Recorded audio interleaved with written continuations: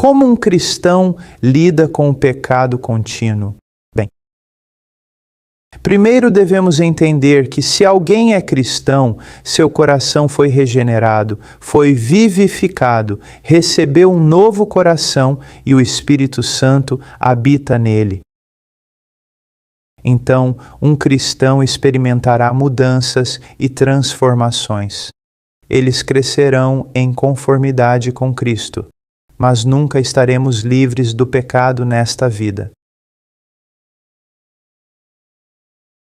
Vamos olhar para 1 João, capítulo 1. João diz no versículo 8: Se dizemos que não temos pecado, enganamos a nós mesmos e a verdade não está em nós.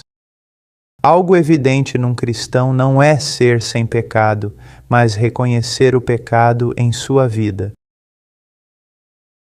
E quando vem esse pecado, o confessam. Muitas vezes não percebemos o quão extraordinário isso é. Vivemos num mundo que peca constantemente contra Deus.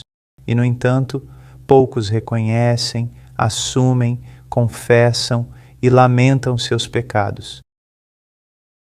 Quando alguém que professa fé em Cristo age assim, é claro que realmente o conhece.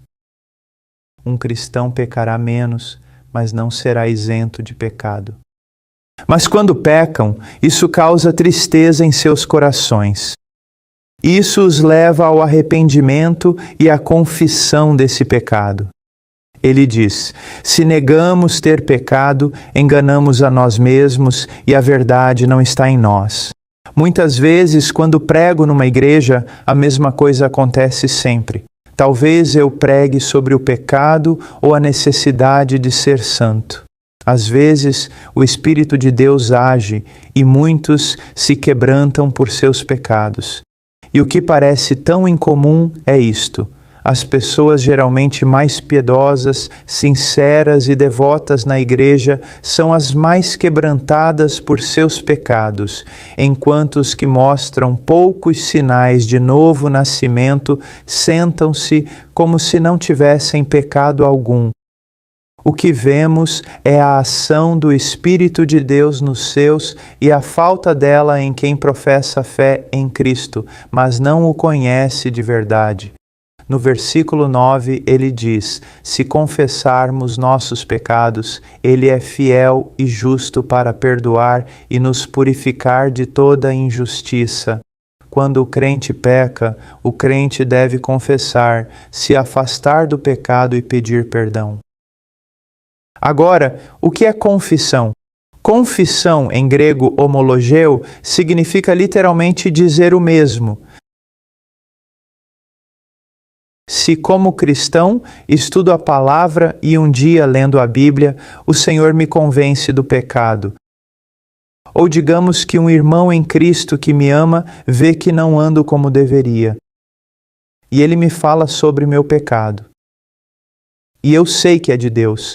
Ele está usando as Escrituras. É realmente verdade. Peco quando Deus me fala pela sua palavra, por outro crente ou de outra forma. Quando Deus me diz que pequei, quando Ele fala: Paulo, você pecou, foi impaciente. Confissão não é só dizer desculpe. Confissão é concordar com Deus. Quando Deus diz: Paulo, você tem sido impaciente. Confissão é quando digo: Senhor, concordo sobre meu pecado. Você diz que fui impaciente. Você está certo. Eu fui impaciente, isso é confissão, e então pedir perdão. Perdoe-me pela impaciência. Vemos que, embora um crente se transforme, ainda terá que lidar com o pecado. Ainda teremos que lidar com pecados.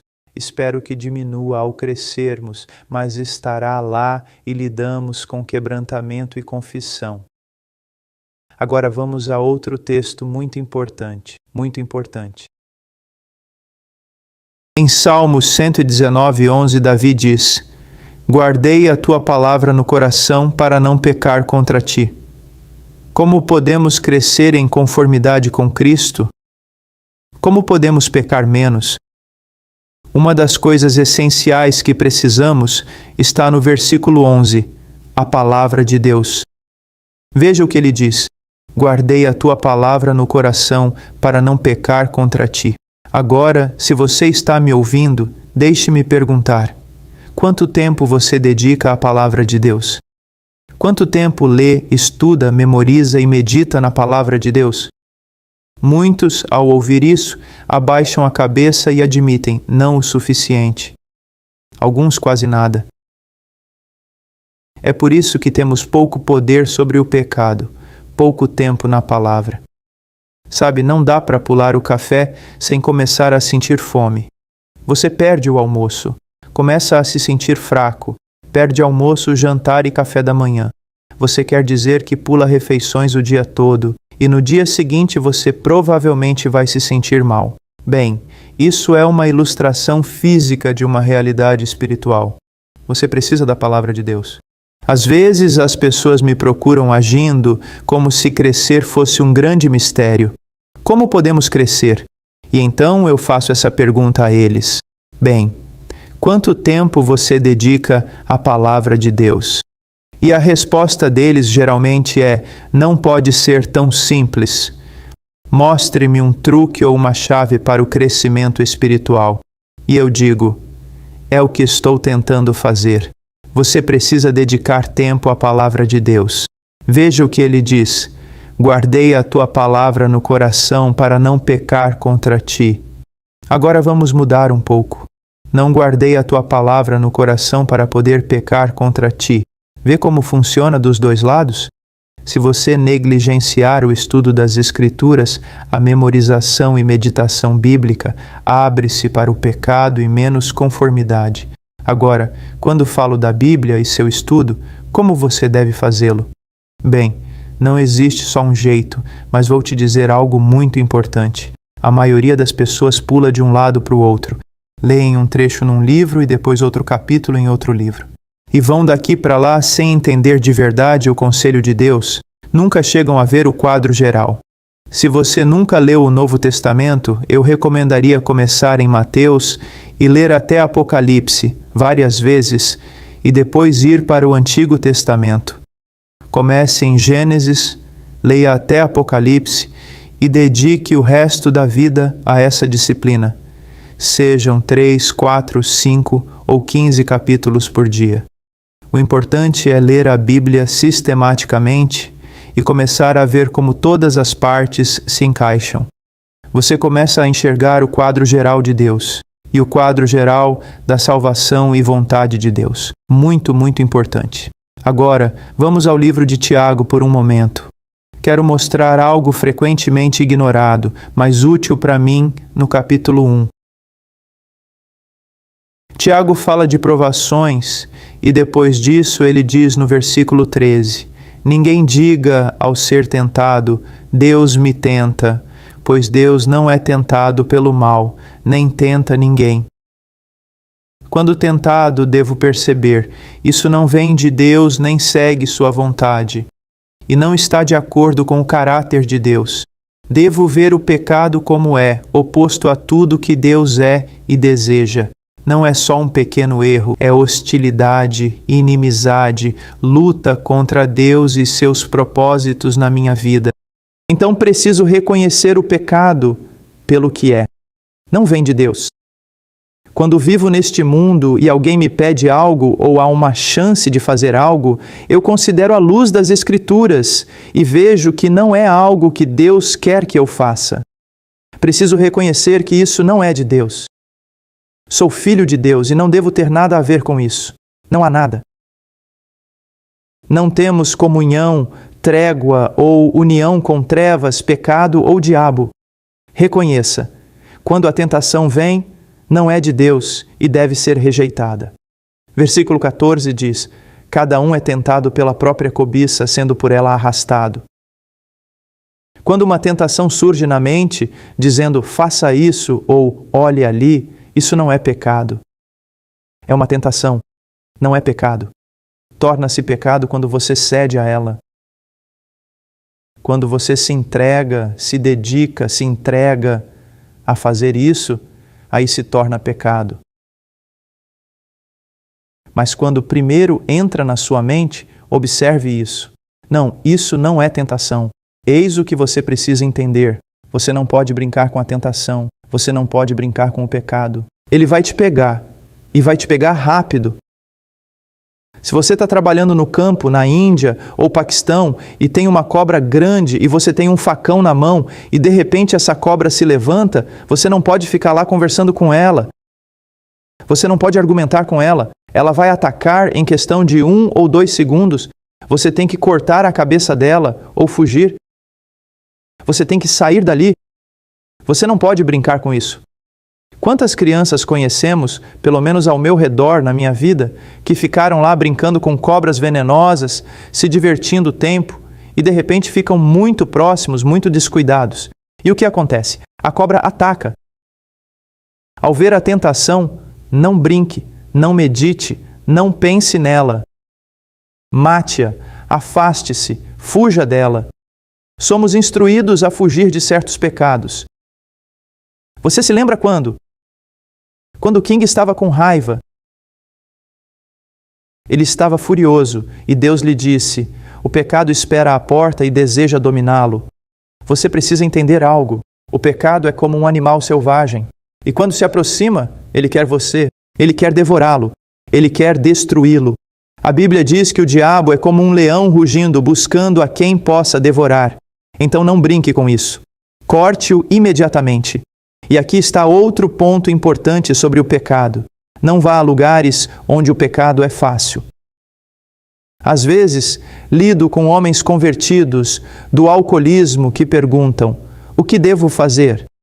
Eu disse: não volte aos lugares que costumava frequentar. Não ande com as mesmas pessoas, nem vá a bares onde bebia. Fique longe fisicamente. Isso é muito importante na internet. Isso é muito importante na internet e em outras coisas. Nunca se coloque em situações onde fique sozinho com a tentação. Crie barreiras ao seu redor para se proteger. Perceba como você é fraco e como o diabo e o pecado são fortes. No versículo 15 diz: quando a luxúria concebe, gera o pecado, e quando o pecado se consuma, ele produz a morte. Outra coisa a entender sobre o pecado: ele é mortal. E você diz: bem, sou cristão. Ok, você é cristão. Ainda assim é mortal. Quantos lares cristãos vi destruídos pelo pecado? Quantos ministérios cristãos já acabaram por causa do pecado? Quantos homens Deus usou poderosamente para grandes feitos, mas caíram no pecado e desfizeram tudo? O que era bom antes do pecado é mortal, monstruoso. Tema-o, fuja dele. Agora, versículo 16, parte crucial ao lidar com a tentação. Não se enganem, meus amados irmãos. Todo dom e presente perfeito vem do alto, do Pai das luzes, em quem não há mudança nem sombra de variação. Agora, o que mais reconhecer quando a tentação vem? Não se engane sobre a bondade de Deus. No jardim foi uma das primeiras coisas que o diabo fez. Ao tentar Eva, ele quis fazê-la crer que Deus não era bom, que Deus a proibiu de comer de todas as árvores do jardim. Isso não era verdade. O diabo sempre vai te fazer pensar: Deus não vai te ajudar nessa situação. Deus não vai atender essa necessidade. Então você precisa ceder a essa tentação. Ofereço algo porque Deus não vai te oferecer nada. Quando a tentação vier, você precisa saber que não vai ceder. Por quê? Porque Deus é bom e tem algo melhor para você. Digo isso especialmente aos jovens solteiros. Vocês têm tentações, chances de cometer imoralidades e outras coisas e são muito fortes. Ver coisas na internet é muito tentador, muito maligno e muito prejudicial à alma. Mas quando essas tentações aparecerem, o que você deve fazer? Reconheça que Deus é bom e que Ele tem um plano. Ele tem um plano até para satisfazer seus desejos físicos. Ele tem um plano justo e o diabo lhe oferece um plano falso. Ao ver esse plano falso, rejeite-o, pois não é o melhor para a sua vida. Não é algo bom para a sua vida. Espere, pois Deus prometeu lhe dar o bem. Minha força contra o pecado vem de ver a bondade de Deus. Toda tentação é falsa. Já o que Deus dá é bom por fora e por dentro, é bom por completo. Essas são algumas formas de lidar com a tentação. Mas vamos lá, use um pouco de sabedoria aqui. Se está acordado 16 horas por dia, está em território inimigo por 16 horas. Percebe isso? Você ouve o mundo, você é influenciado pelo mundo. Se não passar muito tempo na palavra de Deus, se não orar bastante, se não conviver numa boa igreja com outros crentes, você não conseguirá superar. Não procure um evangelista de TV para tocar sua vida e te dar poder. Não busque truques bobos que não vão te ajudar com o pecado. Do que você precisa? Você precisa estudar a palavra de Deus. Você precisa orar por força. Você precisa participar de uma igreja local forte, com líderes que se importam com sua alma e pregam a palavra de Deus. É disso que você precisa.